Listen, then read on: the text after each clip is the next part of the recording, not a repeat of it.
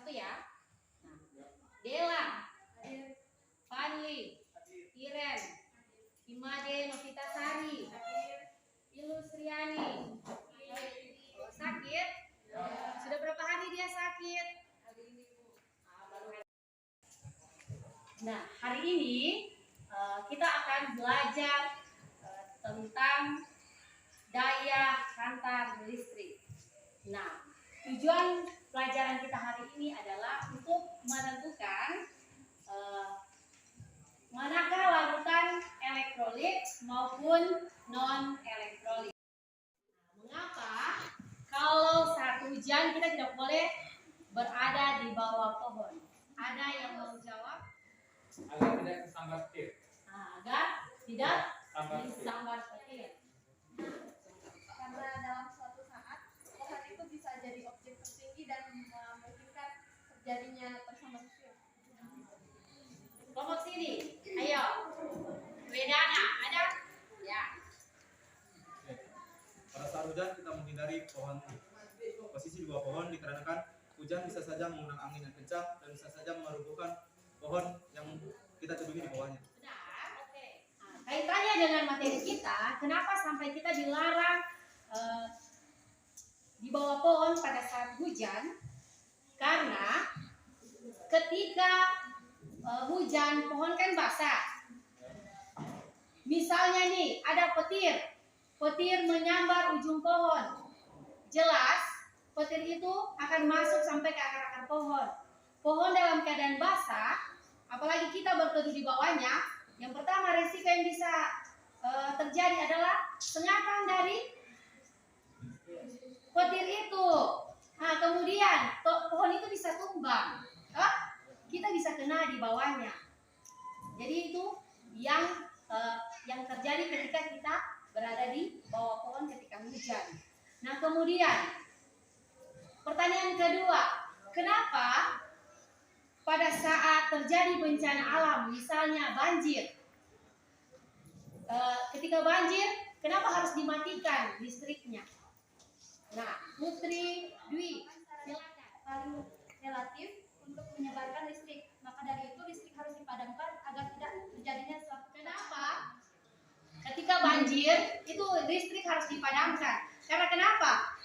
Karena air itu adalah konduktor yang sangat baik menghantarkan arus listrik.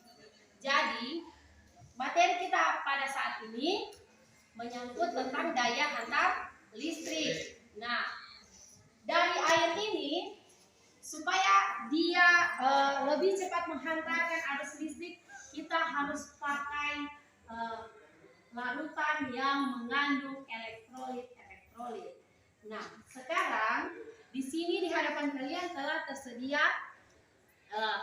ada bahan, ada beberapa larutan. Nah, yang kita gunakan di sini adalah larutan gula, larutan garam, dan larutan cuka. Nah, itu mau bertanya, larutan garam.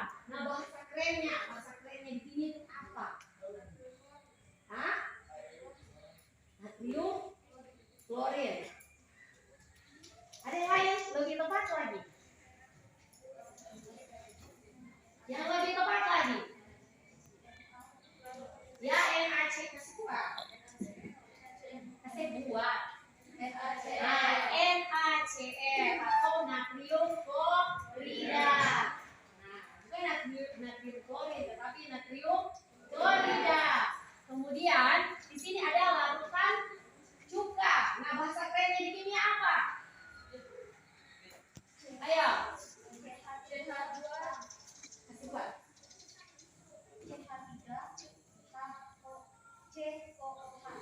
CH3COOH atau yang biasa disebut asam asetat. Nah, ternyata di kehidupan sehari-hari itu kita ada bahasa kerennya di dunia. Macam garam itu ada bahasa kerennya toh, NaCl. Nah, dan sebagainya. Hari ini di depan kalian ada alat uji daya hantar arus listrik. Ini namanya daya hantar alat uji elektrolit namanya. Jadi di kimia bukan berarti kita hanya bisa praktek di lab. Alat dan bahannya harus ada di lab, tidak. Tetapi di dalam kehidupannya kita setiap hari kita bisa jumpai, kita bisa pakai itu untuk materi pembelajaran kita. Contohnya seperti hari ini. Nah, alat uji itu terdiri dari paku, baterai, bola lampu, dan kabel. Nah, jadi ini bisa kalau kalian mau rangkai, bisa kalian cari di internet, di media pembelajaran apapun, itu banyak. Ada di situ tentang alat uji elektrolit. Nah, seperti ini yang ibu rangkai seperti ini. Jadi di sini kita pakai paku. Sebenarnya kita bisa pakai batang elektroda. Nah, batang elektroda itu biasanya kita dapat di mana? Coba salah satu. Oke, Putri Dwi. Di baterai. Di mananya? Nah, ternyata di dalam baterai ini ada batang elektroda. Coba kalau kamu buka, pasti itu ada di dalamnya. Harus ingat baik-baik, paku ini berfungsi untuk sebagai jembatan garam. Batang elektrodanya untuk menghantarkan arus listrik. Dia menyambung dari setiap larutan-larutan sebentar. Nah, sekarang ibu mau bagi kelompok. Nah, kelompoknya kan sudah ada. Silakan kalian buat seperti kelompok yang pertama. Masing-masing larutan terserah. Kalian mau pilih larutan yang mana di luar? Silakan kalian amati. Ya.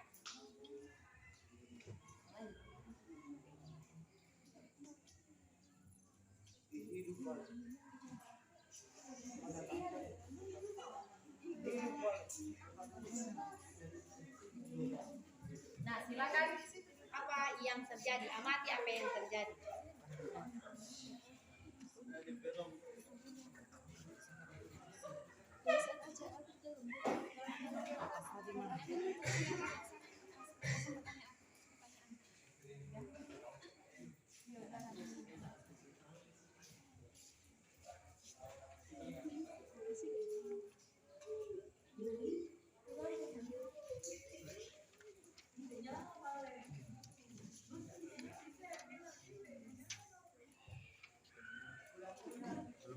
Isi Jowedan.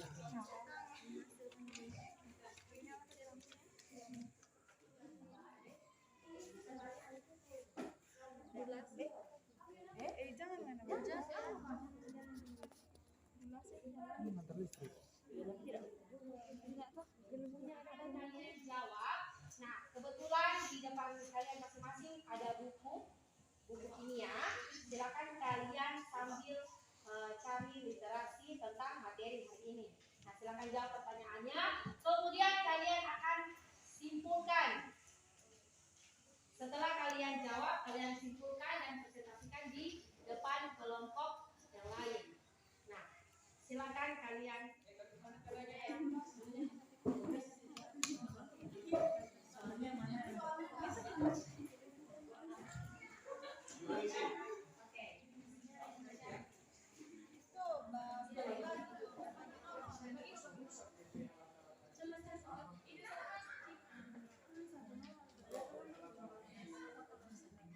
Jadi silakan kalau ada yang ingin mengamati kembali, kurang puas dengan yang pertama, silakan boleh datang lagi kedua kali. Teman-teman. Nah, karena pertanyaannya sudah selesai dijawab, silakan masing-masing kelompok untuk mempresentasikan hasil pengamatan hari ini. Oke, silakan. Kami dari kelompok 1 akan mempresentasikan larutan elektrolit dan non elektrolit.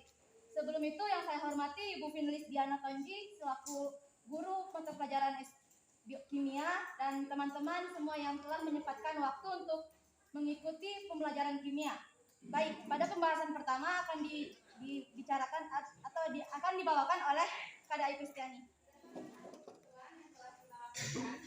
Kita dapat melihat bahwa larutan elektrolit dan non-elektrolit dapat kita temukan dalam kehidupan sehari-hari. Larutan elektrolit dan non-elektrolit memiliki ciri-ciri yang berbeda. Ciri-ciri larutan elektrolit kuat adalah memiliki volume yang banyak dan lampu pada waktu bebas menyala oleh tidak terjadi perubahan apapun. Sekian kesimpulan kami. Saya ucapkan terima kasih. Oke, berikan aplaus kepada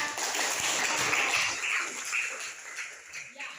Jadi kita hari ini kita sudah belajar tentang daya hantar listrik. Jadi kita sudah tahu bagaimana yang mana elektrolit dan non elektrolit. Nah, ternyata elektrolit itu adalah ya larutan yang dapat menghantarkan arus listrik. Nah, sedangkan non elektrolit adalah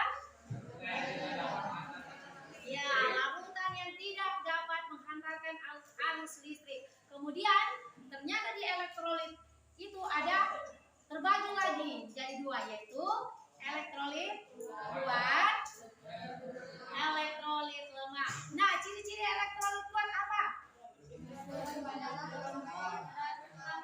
Ya, ada gelembung gas dan lampu menyala terang. Sedangkan kalau elektrolit lemah apa? Iya, ada sedikit gelembung gas, lampu tidak menyala maupun redup. Sedangkan non elektrolit tidak terjadi apa-apa.